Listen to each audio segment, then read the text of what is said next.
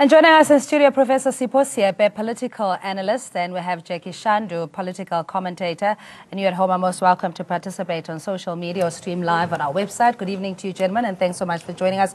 Really putting a spanner in the works, because we've heard unity in action, the year of OR Tambo, unity at all costs to restore the organizational renewal. And here comes Dr. Nkosazana Dlamini-Zuma, NDZ 17, saying, quite frankly, maybe this whole thing is easier resolved. Those that are not happy must just hit the road. What do you make of this, Professor Siepe?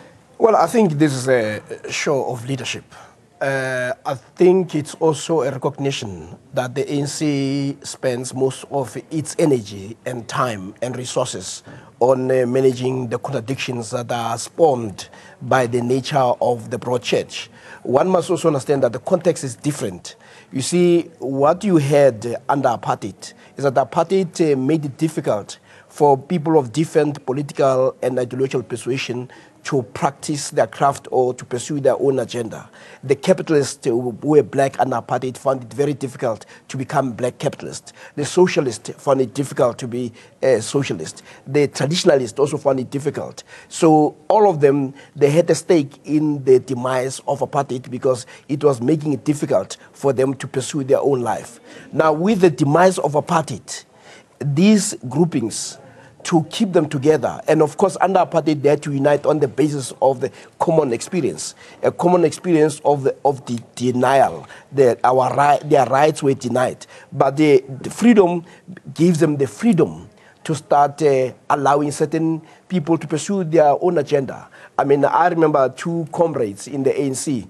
One was had become a multimillionaire, and the other one desperately poor.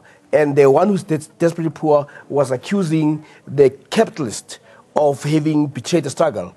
And the capitalist said, no, I've always been a capitalist. And so don't blame me for enjoying the freedom. We fought to defeat apartheid so that I can make a lot of money. Yeah. And so one must understand that context. Now that we are over that, the ANC keep on talking about unity.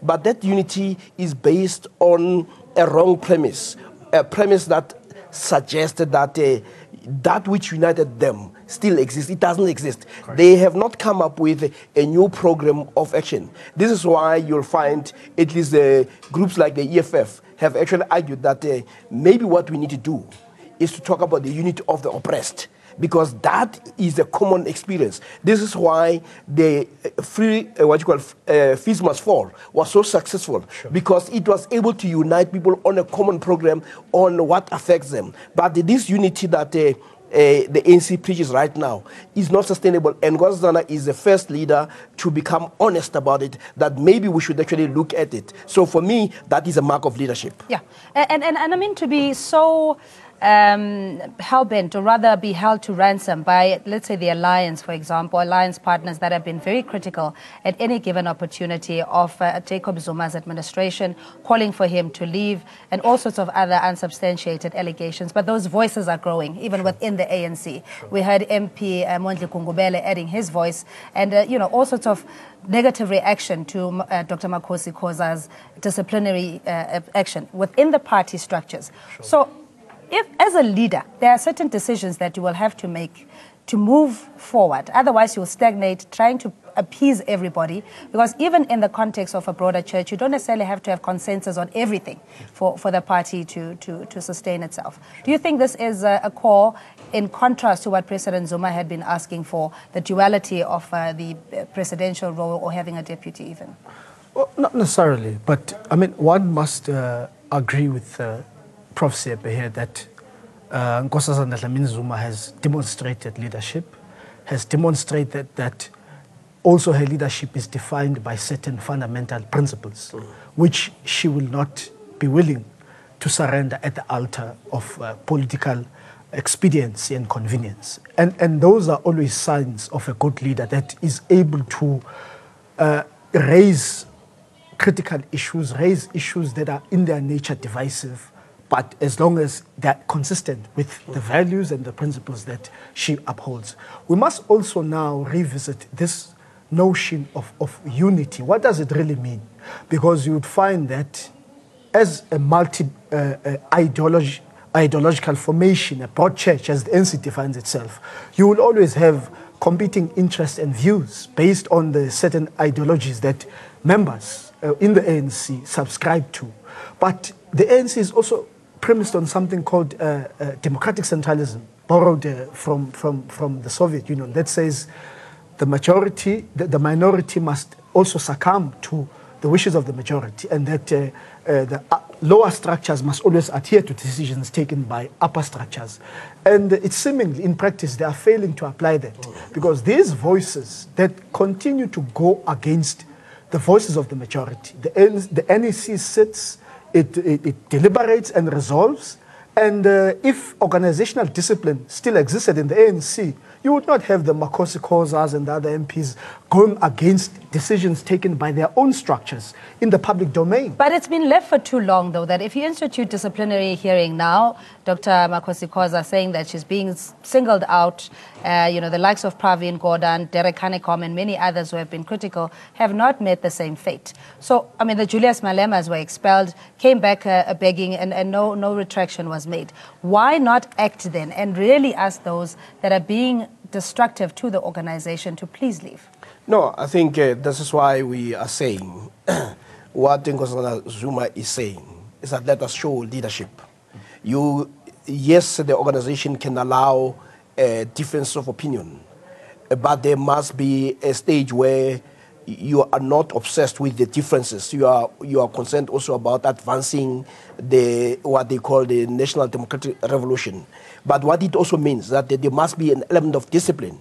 You see, diversity does not mean absence of discipline. So what she's saying is that we need to come to a position where those who do not want to be part of this. Remember also, one of the biggest challenges that has not happened is that it's us accepting that there was a poor theorization of post-independent South Africa.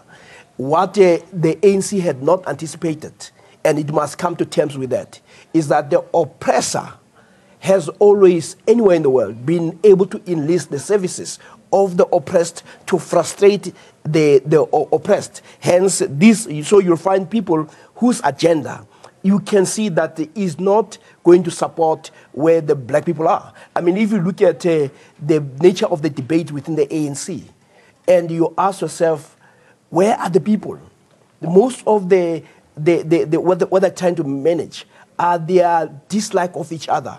And yet, day in, day out, you find people complaining about water, complaining about housing, complaining about electricity, the kids at school. Those are the things that should occupy them. But what Dlamini-Zuma is saying is that we have become too preoccupied with the battle that we're not going to win. So those who feel that this is they have that agenda that is against transformation, let us deal with them. Let them go. And I think that you'd rather have a smaller group that is focused. I mean, if you take other parties like the DA, there's an element of focus. When you take an element, the EFF, there's an element of focus and discipline. Sure. So if you are not going to deal with discipline, you are going to end up managing these contradictions and taking all the energy away from what you're supposed to be doing, which is focusing on the interest of the masses. And I mean, the divergent groups have been hailed, in the media and even by the opposition. They now sit on various so-called civic groups, lectures and public forums. And yet, as you rightfully cite, that the EFF, the DA, and any other party will not tolerate any of its members standing on a podium and, maligning or speaking ill of its leadership. Why is it permitted in the ANC and even celebrated by some sectors? Well, it must be fundamentally because due to its sluggish nature of dealing with the social ills, in particular the inequality gap. So the ANC has now finds itself where it is just an easy target because there is some consensus among the thinking public, the political consciousness in broader society that the pace of transformation has been far too slow. So you find the ruling party that it has to deal with that.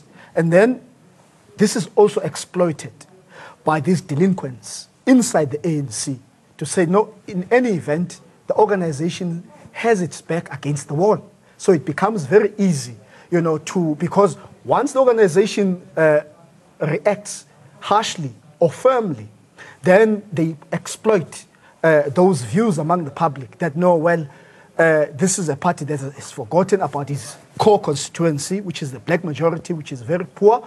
And so that's why you see these delinquents inside the ANC. They claim to be paragons of morality and virtue, and they still think about the poor. What they are trying to do psychologically is to say, well, we are the ones who are championing your agenda inside the ANC. And when the ANC behaves in the manner that it does, it is because it is against what we are trying to do. And that's why at some point we were saying it is very disingenuous for MP Makhosikhoza, for instance, to project herself in that light to try and buy public sympathy because the ANC looks weak. Yeah, we see more and more leaders again, developing a conscience, if you will, on what they will vote or how they will vote, and announcing publicly that they will vote against President Jacob Zuma, or to say that they don't have confidence in his leadership. And these are historically members that you could say are in good standing. Now they develop a conscience on the party ticket. Yeah, I think what we need to understand is that when people have different ideological persuasion, they also have different interests. So these groupings are pursuing their own interests. This is why you will find today white people who are very racist, who will tell you that they were against apartheid. And they will actually show you that they had the T-shirt, they marched and all that. So their interest was not so much the same interest as a child in Soweto, in Guguletu, or Ramatlabama. So we have allowed the myth of the broad church to almost divert us from addressing those interests. And ultimately, it should be a party that is subjugate itself to the interest of the majority of the people who are African. Remember, the ANC was always very clear. The confusion comes now. Even they are even confused about now who's an African. But if you look at what the ANC stood for, it talked about the liberation of black people in general and Africans in particular. And as we speak, the African is simply an onlooker to a democracy. And these other people who have been enlisted in an agenda that is inimical to the interests of the majority, the ANC has not been able to deal with them. That ultimately, when you stand up there, what are you saying about the people? How are you advancing the cause of the poor who are protesting on a daily basis? And if you look at all these groupings that they have mushroomed, they don't talk about poverty. They don't talk about inequality. They don't talk about unemployment. What they tell you is who they hate. So the problem is the ANC is not able to deal with its own members decisively, and that's what it needs to do. Yeah. So are you saying this is not necessarily a bitter pill, or to use a cliche, spanner in the works, that this is an opportunity to separate those that will advance the movement and those that are anti-transformation or transformative? No, of course. In some ways, we know now the ANC is split in two in terms of how do we move forward. There are those who have grouped themselves among this banner of radical economic transformation, and those who are very happy to speak about white monopoly capital, the dominance of white money and white power in all spheres of public and private life in South Africa. You have those, one theorist, Fanon in particular, speaking about the comprado bourgeois, which is the political class in Africa, in the so-called post-colonial state, who instead of using this structure of power to undo the legacy of colonialism, are now bought by those who own capital. They are bribed, they amass wealth that they can't even account for, and how do they pay back? Through the policies that they advance. So there's no doubt the ANC is infiltrated by agents of white monopoly capital, and some of them sit in the NEC of the ANC, and they have to pay back those unearned benefits and the wealth that they've amassed from those who own capital by, just to make use of an analogy, putting up a handbrake to economic transformation. So I think I agree with Prof that perhaps Dlamini-Zuma has spent a lot of time analyzing this reality now to say, but there are those with whom we can't move forward. Because if we do, then this project, this very urgent and necessary project, part of which the future of the ANC depends, which is radical economic transformation, will be collapsed if we go with some of the people that we are with, because they are demonstrating consistently that they represent the interests of the Ruperts, of those who own the land, who are completely against transformation and decolonization project the South Africa needs. And the ANC cannot afford to stall or negate on this transformation agenda, the second transition. And as Jackie says, that it's been 23 years, people have become frustrated with how things have pretty much changed, but in the same breath stayed the same, Professor Seth. Yeah, well, what you must also accept is that the ANC entered this dispensation unprepared. And what you also saw, there was a serious political naivety. They assumed that we can work together and not put on the table the issues of economic interests. Remember how South Africa was praised under Mandela that we're doing well. And all we're doing is that we're hugging in a sports field.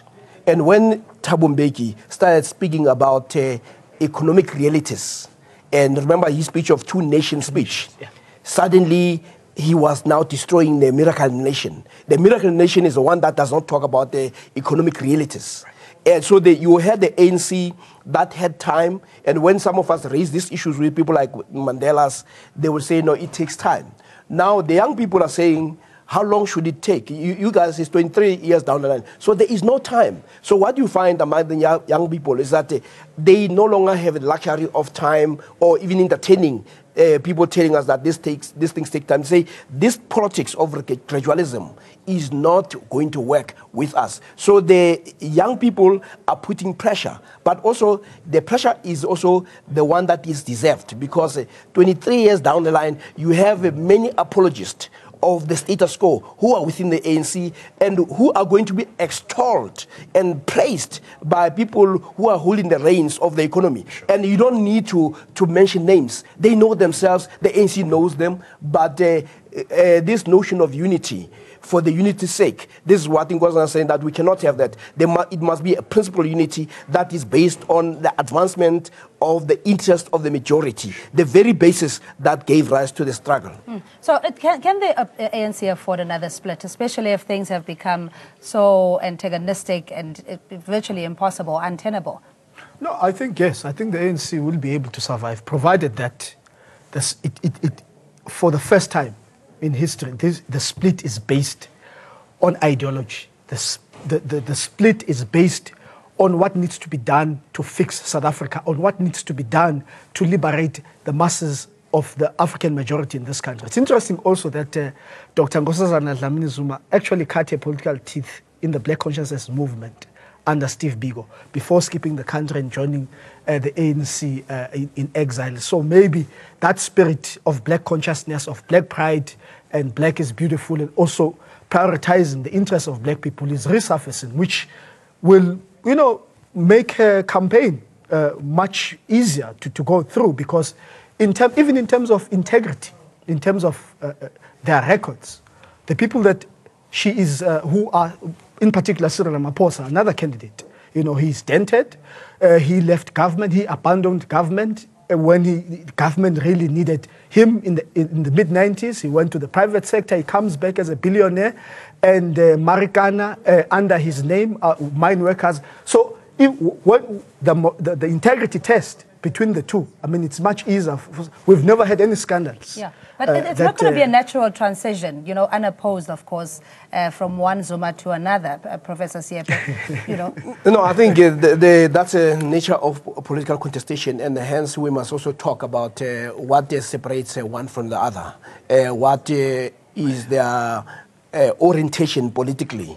Is the orientation towards black or towards white? Sure. Is the orientation towards transformation and the issues of land? Is the orientation towards radical economic transformation? Those are the issues that need to be on the table. Where's in terms of unifying, are these people who can be trusted? But the most important thing that Nkosana is trying to raise is that the ANC needs to start talking about. It says, I can hear the president talk about unity, but what type of unity are we talking about? So that is a question that the ANC must grapple with. But where you have diverse ideas, you must also have an element of discipline.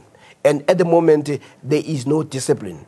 And you ask whether the ANC can afford another split. If you look at the performance of the EFF, that suggests that there is a lot of people out there who want to see something more radical, something that is more urgent, that speaks to them. And this is what the EFF has been able to exploit. It may not have grown as much, but the ANC can learn from that to say there are many people who are our people.